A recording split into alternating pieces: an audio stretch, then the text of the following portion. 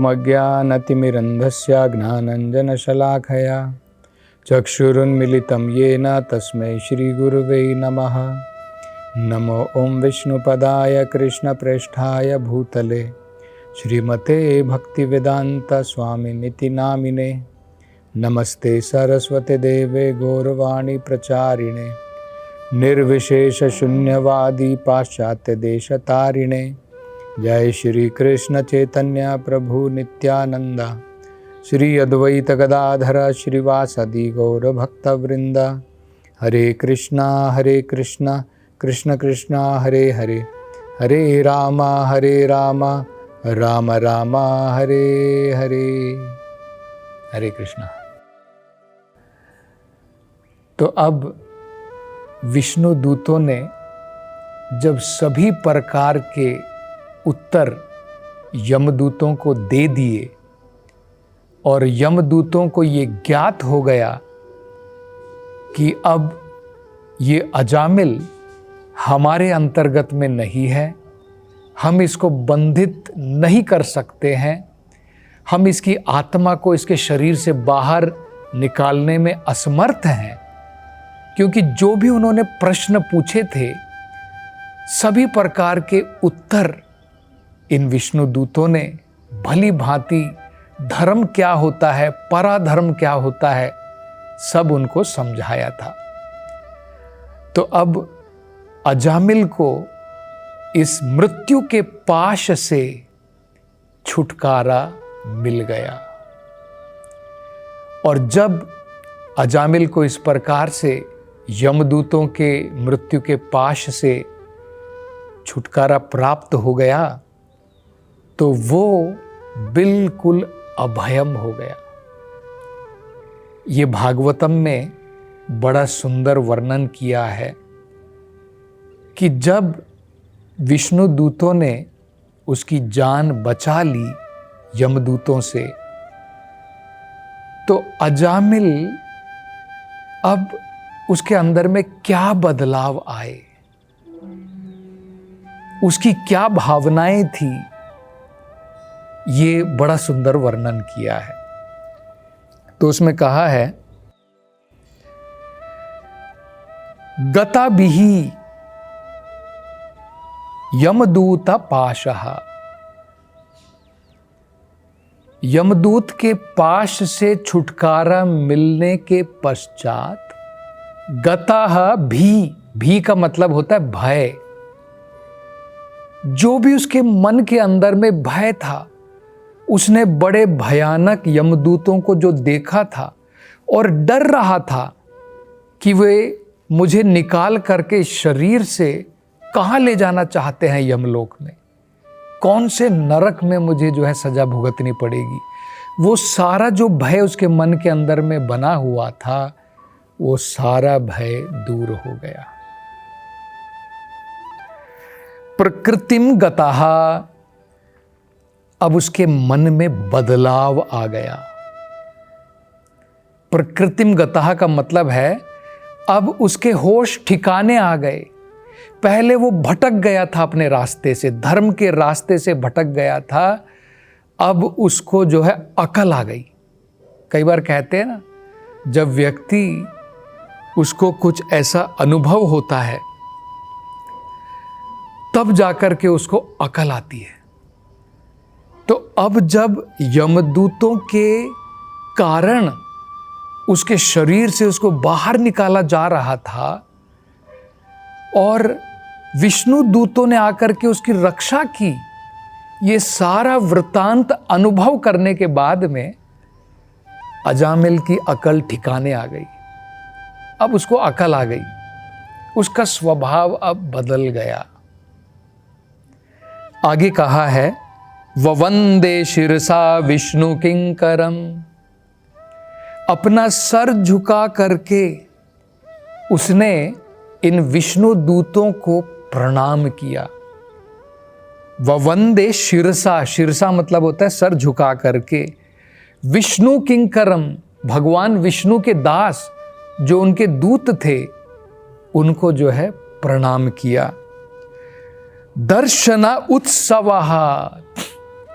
और उनके दर्शन करके उसे बड़ा आनंद हुआ, मन के अंदर में बड़ी शांति आई, एक प्रकार का उत्सव की भांति था, क्योंकि उसका मन इतना प्रसन्न हो गया इन विष्णु दूतों को देख करके।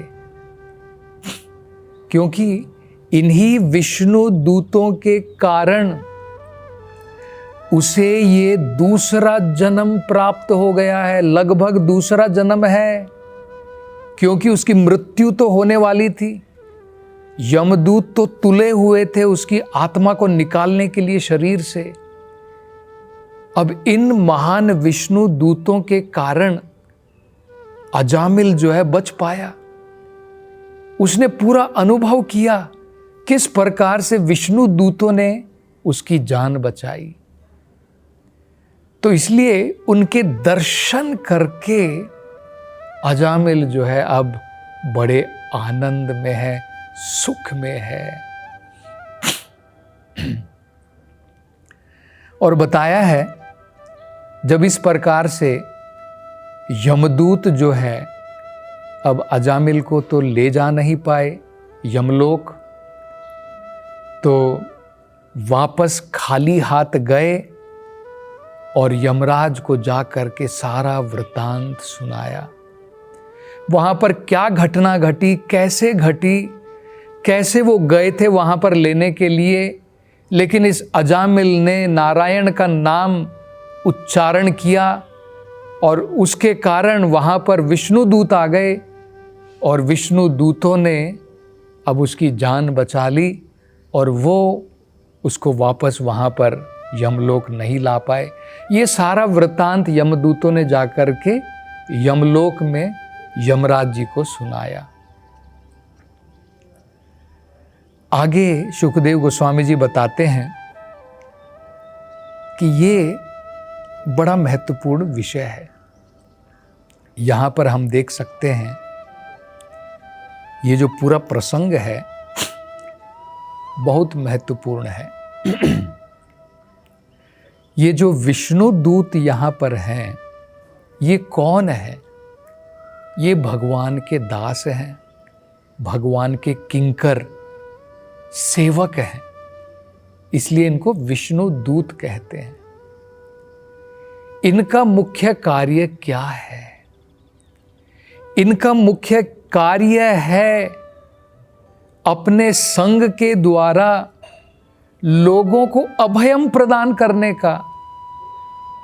जो अजामिल डरा हुआ था, अनेकों प्रकार के भय से भयभीत था और जो उसको सजा भुगतनी थी जाकर के नरकों में, उन सभी सजाओं से, उन सभी प्रकार की घटनाओं से अब अजामिल को जो है छुटकारा मिल गया।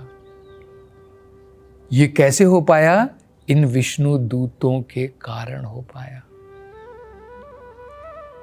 भगवान हमेशा चाहते हैं, भगवान हमेशा चाहते हैं कि इस भौतिक संसार में जो लोग भटक रहे हैं, जो कष्ट भोग रहे हैं और जो पाप कर्म में लगे हैं, वो सब पाप कर्म छोड़ दें और भगवान की भक्ति में लग जाएं, जिसके द्वारा वो भगवत धाम वापस आ सके।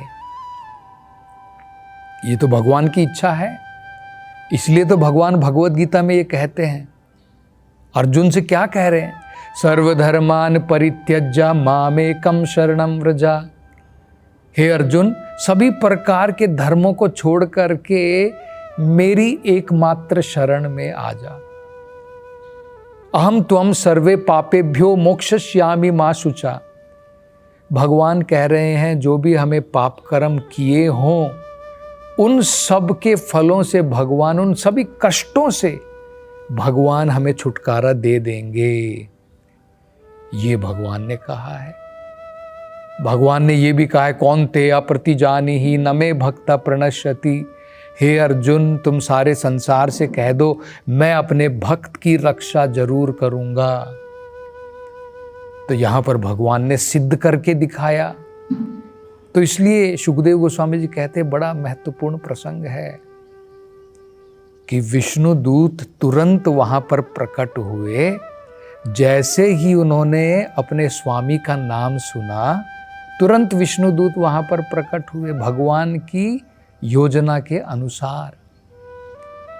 और उनके दर्शन से, और क्योंकि अब इतने बड़े कष्ट का निवारण हो चुका है, सभी प्रकार के भय से दूर हो गया। भगवान के चरणों को इसलिए क्या कहते हैं? अभयम कहते हैं।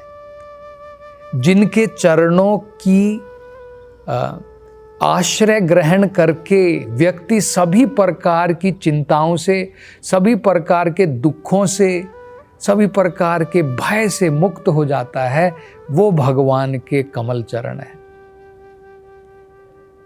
और विष्णु दूतों का मतलब क्या होता है? जो भगवान के सेवक हैं उनको ही विष्णु दूत कहते हैं। तो जो वैष्णव गण हैं वो भी एक प्रकार से भगवान विष्णु के ही दूत हैं, क्योंकि वो भी भगवान के सेवक हैं।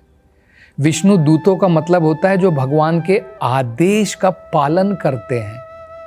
तो वैष्णव जो होता है वो भी भगवान के आदेशों का पालन करता है।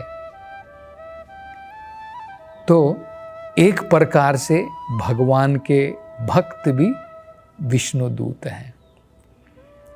भगवान के भक्त हमेशा चाहते हैं कि जो लोग कष्ट भोग रहे हैं, जो लोग पाप कर्मों में लगे हैं, ये सब पाप कर्म छोड़ करके किस प्रकार से भगवान की भक्ति में लग करके भगवत धाम वापस जाएं, ताकि दोबारा संसार में आकर के इन्हें जन्म मृत्यु के चक्कर में ना पड़ना पड़े।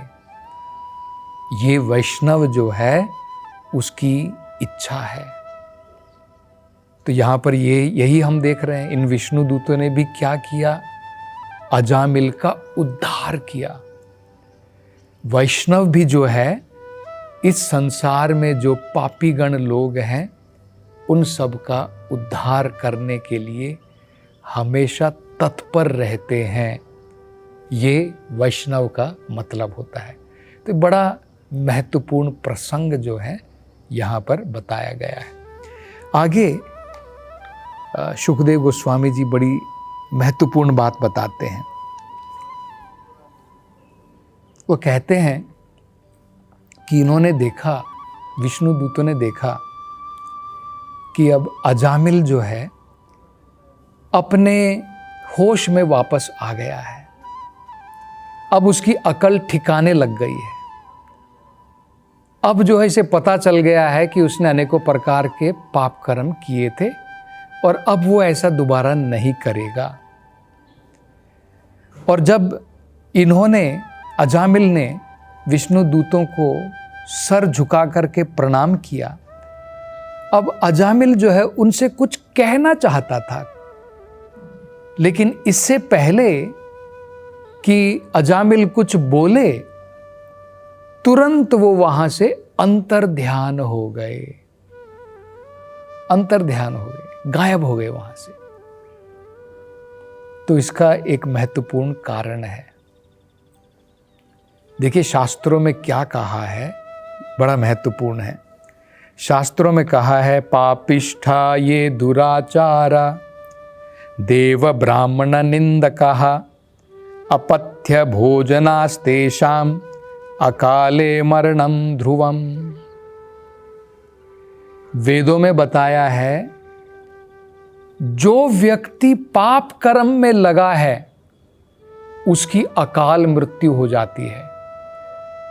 अन्यथा जनरली लोगों की अकाल मृत्यु नहीं होती है, समय से पहले मृत्यु नहीं होती है। जैसे उदाहरण के तौर पर भगवान ने हमें लगभग कलयुग में 100 साल दिए हैं। तो अगर कोई व्यक्ति 80-90 साल तक जीता है वो अकाल मृत्यु नहीं है। लेकिन अगर कोई व्यक्ति 50 साल की उम्र में गुजर जाता है, 60 साल की उम्र में गुजर जाता है, मर जाता है, ये अकाल मृत्यु है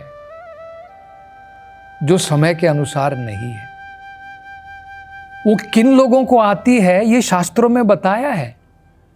क्या क्या बताया? पापिष्ठा, जो अनेकों प्रकार के पाप कर्म में लगे हैं। दुराचार, जो दुराचारी हैं। देव ब्राह्मण निंदकः, जो देवताओं और ब्राह्मणों के निंदक हैं। अपथ्य भोजनम तेषाम, और जो सब कुछ, जो अपने खाने पीने में जो कोई विवेक नहीं दिखाते हैं, जो मन में आया खा लेते हैं।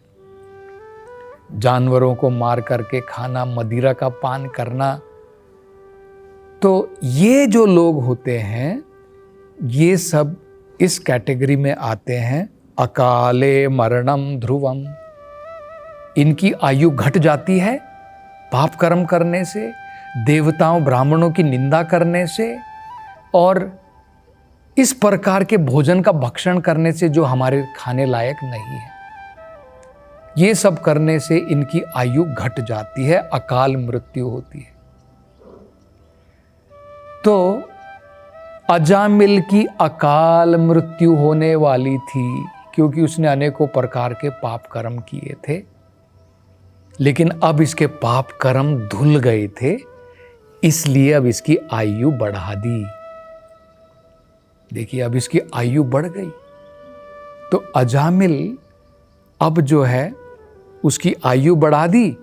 अब ये विष्णु दूत जो है वहां से गायब हो गए, क्योंकि वो चाहते थे कि अब हमारे विरह में, भगवान विष्णु के विरह में और निष्ठा के साथ में अजामिल भगवान की भक्ति में लगे।